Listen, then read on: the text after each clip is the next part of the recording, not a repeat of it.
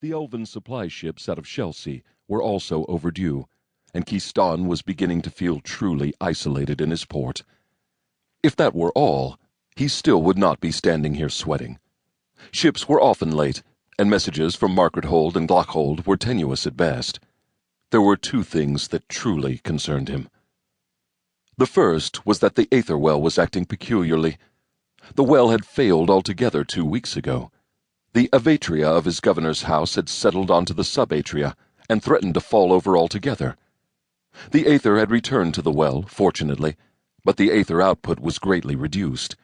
It was barely sufficient to keep the avatria above the foundations and left precious little more for defense of the port. The few slaves that were in Port Glorious fell out of their devotions, and most of them had to be put down. Keyston had yet to determine what might be causing such a terrible drain of Aether. He was still trying to coax the Aether to return when the second unnerving event had happened 2 days ago. The night watch had been drugged into sleep. The next morning, the governor and all the elven warriors awoke to discover Port Glorious deserted, except for themselves. The usual noisy bustle of the goblin shopkeepers, Cimmerian traders, and gnome craftsmen, as well as their brawling children and wailing infants, had gone silent. The Cimmerian and gnomish ships in the harbor had all sailed during the night, leaving only the elven galleys tied up at the long docks. The smithy hammers were silent, the coopers' mallets still, and the streets deserted except for the warriors of the elven cohort. No children ran or shouted in the streets. No carts moved. Indeed, there were no carts or conveyances left to be found anywhere in the port town, either inside the crowded alleyways within the city wall, or among the sprawling buildings outside. The goods in the shops were missing. The tools of the craftsmen were gone. Not even a dog had been left behind.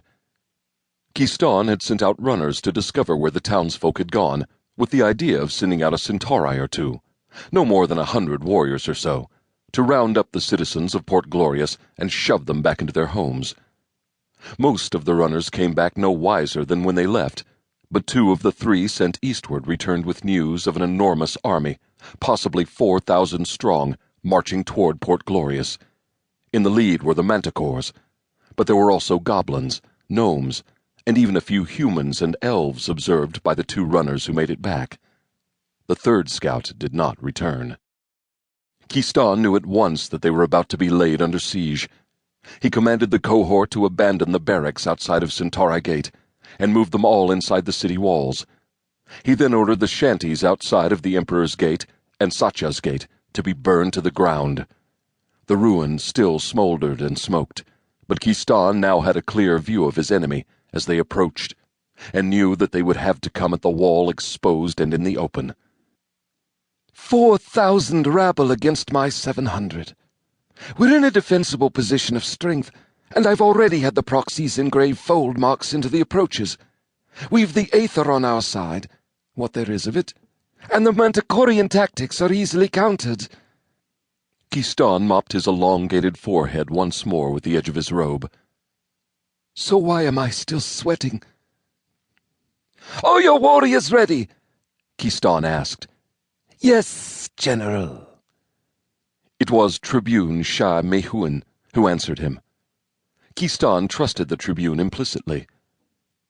"There are 2 full centauri on the walls, with 4 octia positioned behind each of the 5 gates. The rest remain reserved in the plaza adjacent to your home. Each are organized in octia, with their proxies awaiting deployment behind the siege lines at your command.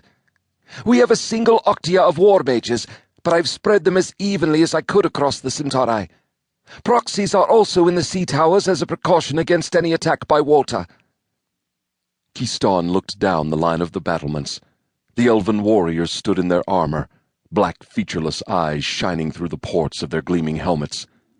The morning breeze rustled their banners. The distant rhythmic sound of the approaching army rolled toward them across the landscape. "Who are they?" Shah Mehun asked, gazing out toward the approaching battle line.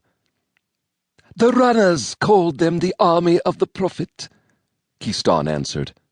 "Word reached me from Rhonas that 2 legions had been dispatched to annihilate them weeks ago. We were to be the rear guard against their escape." "Escape?"